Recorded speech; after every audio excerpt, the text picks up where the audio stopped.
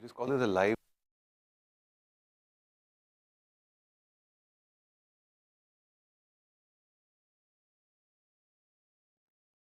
Good evening, everyone. A very warm welcome to the audience here at this KPMG live streaming. We are here to talk about the key tax proposals in the budget and also some other important regulatory announcements, and speak a little bit about which direction the FM is taking, the tax trends and also the regulatory announcements. So my name is Siddharth Kaul. I'm a partner with KPMG. I'm accompanied by my fellow professionals. We have Nishit, Anand, and Anshul, who will throw light on their relevant sectors where they have expertise. So without further ado, let me kick off this discussion. First and foremost, I want to talk a little bit about what is the impact for corporates. And then, we'll go into the other aspects and implications of the announcements in this budget. For corporates, largely, there's a continuity of policy, so there's no tinkering in the rates. As far as the main announcement of the new income tax law is concerned, that was expected. It was told to us in the last budget by the finance minister that we're going to see a major income tax reform, and that has been now confirmed on the floor of the parliament by the finance minister. She has told us that next week we can expect to see a draft bill of that law already. So exciting times ahead. She had also promised a major reform on the customs side, which partly she has implemented already in this budget, and we'll talk about the impact of that. Anshul will guide us on that. As far as the actual amendments that she has proposed for corporates, I would say largely positive. 4 or 5 let me talk about. Firstly, there's a rationalization of the TDS and TCS provisions, which was actually a long-standing ask of the industry. So this is a very well received proposal, in my opinion. Both the thresholds have been increased as well as some rationalization of the rates has been done. TCS, in fact, on goods has been done away with, which now sorts out some of the confusion which was created due to the overlap. The next very welcome change that has been proposed is with regards to transfer pricing. Here we see a concept of 3-year block for determining arm's length price in the assessment, which is a welcome proposal. Oftentimes, each year is litigated or explained separately, whereas economic conditions, as we all know, impact sometimes beyond a year, and therefore in transfer pricing particularly, which is heavily dependent on economics, it's better to explain arm's length price determination over an economic cycle, which could be 3 years. So this is a welcome change as an option given to the taxpayers. Another important trend is the support towards startups, which continues. So there's an extension of the period for the tax holiday eligibility. And it's good that they have not just increased it by 1 or 2 years, they've straight away increased it by 5 years. And now startups which are incorporated up till 2030 would be eligible for this tax holiday. So this shows a clear intent on the part of the government. Lastly, I feel there's a good push towards electronics manufacturing from all aspects, whether it is income tax, indirect tax, or policy. We'll hear more about it in terms of tariff changes on the customs side, but I want to highlight one important amendment which enables the flow of technology and services into electronics manufacturing sector with respect to non-residents providing technology, intellectual property, and also services for setting up these units, which will do manufacturing of electronics in India. So these are some of the good positive announcements which will help corporates. Maybe if I were to nitpick a little bit, I would complain about the amendment which restricts the carry forward of losses in case of a merger. I want to bring in Nishit into the conversation.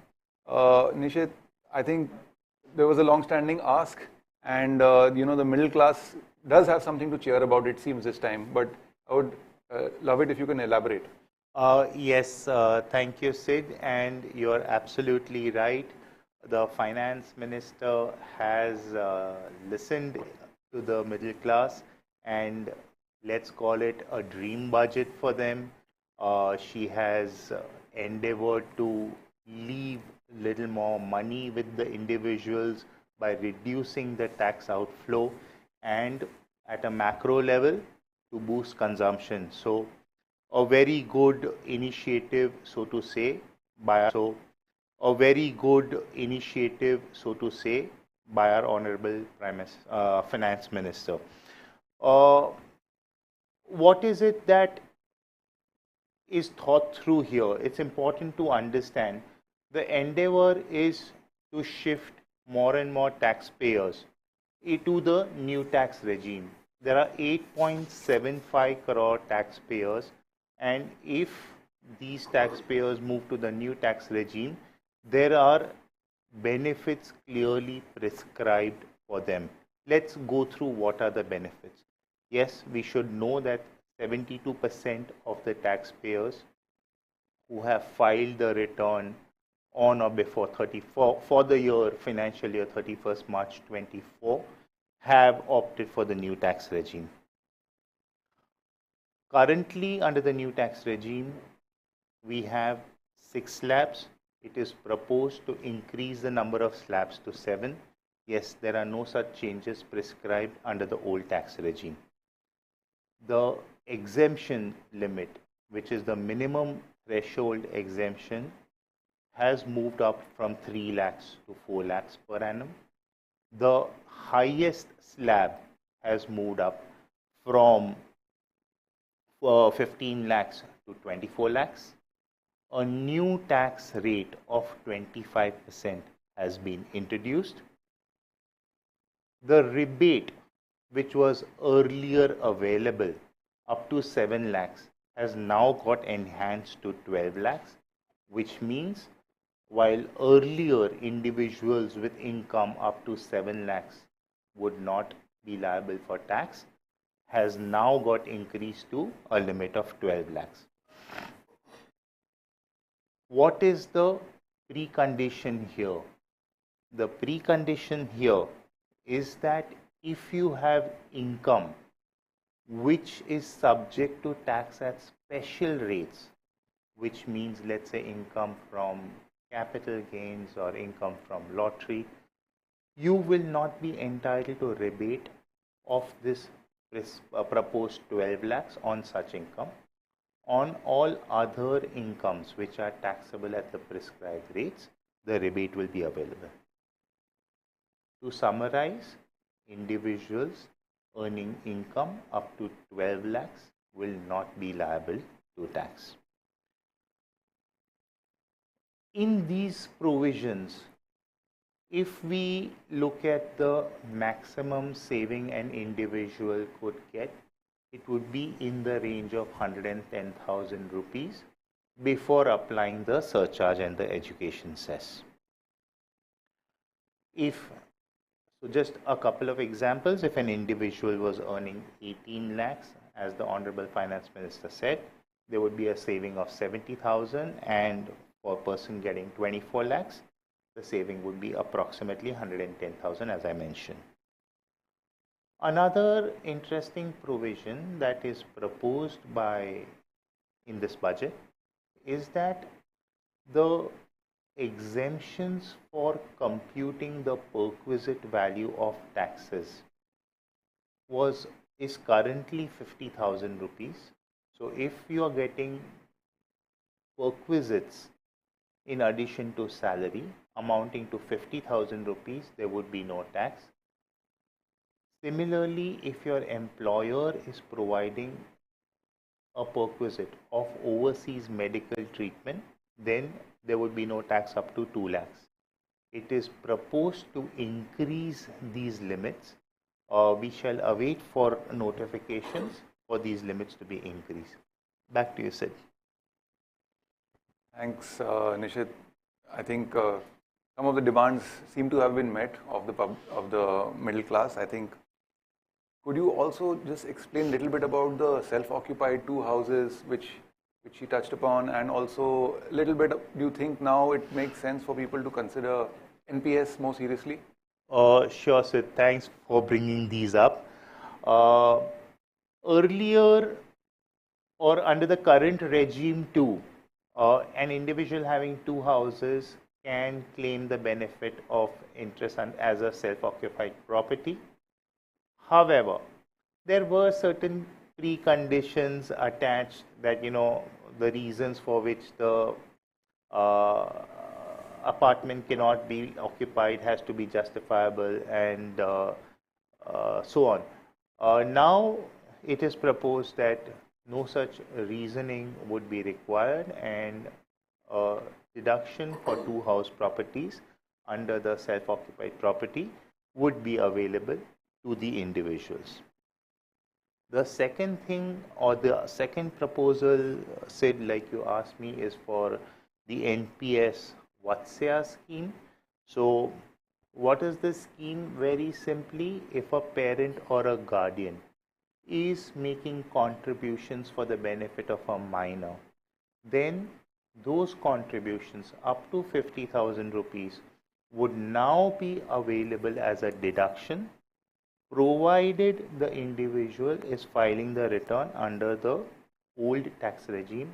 Mind you, this deduction is not available under the new tax regime. Now, for any prescribed purpose which is approved, if the individual has to withdraw monies from this account, then up to 25% of such withdrawals, 25% of the contributions withdrawn would not be taxable. That is important for us to understand, that if the withdrawal is done by such parent or guardian, because once the individual, the child is a major, the rules would appropriately change. There is one more small amendment with respect to the NSS, which was a sunset clause, whereby individuals were compelled to withdraw their contributions. Some people who couldn't had appealed. There was a provision that they would not be getting any interest, but there would be a tax liability for a subsequent withdrawal. It is now proposed that such withdrawals would not be taxable. So, said broadly, this is a summary of some of the proposals with respect to personal tax. Over to you. Thanks for summarizing that so well, Nishit. I think definitely more money in the hands of the consumer, and that shows in the consumer, some of the consumer stock prices also. Those are the only ones that seem to have gone little up in the otherwise flat rally today. So I think with that, I'd turn to Anand and maybe talk a little bit more on the financial services side, because that's an area that you specialize in, and also there have been some interesting announcements there, both for individual and corporate. So would you like to give us, Anand, the broad overview of the key policy and tax changes first? Sure. Thanks, Sid. So I'll just start with the key policy changes, which has been part of the budget speech. Three important changes from a financial services perspective, which are relevant, and I think everyone should be sort of looking forward to. The first is the revamped CKYC. Now we are all aware that a lot of times we have to give our KYC details to each organization, to each financial institution, whenever we are transacting with that organization. So the entire endeavor of the finance minister, and therefore also the overall sort of regulators and the participants ask, was that if we can create a CKYC, which will enable as a common portal to retrieve all the KYC documents pertaining to the investors, and the investor doesn't have to again and again give those information back to them. So with that objective, the CKYC is something that is now confirmed, and we will be seeing a little bit of more details about how this will be coming through, and how this will sort of get all of us not to share these details again and again.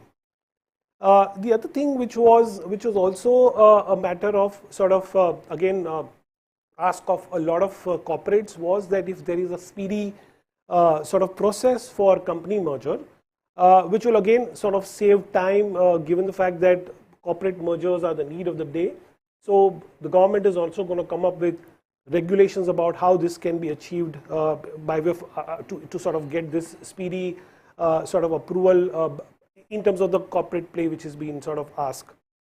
The third and the most, again, most important point, two broad parameters, or I would say themes. One is on the International Financial Services Center, IFSC, where there has been a lot of ask with respect to changes in or other increase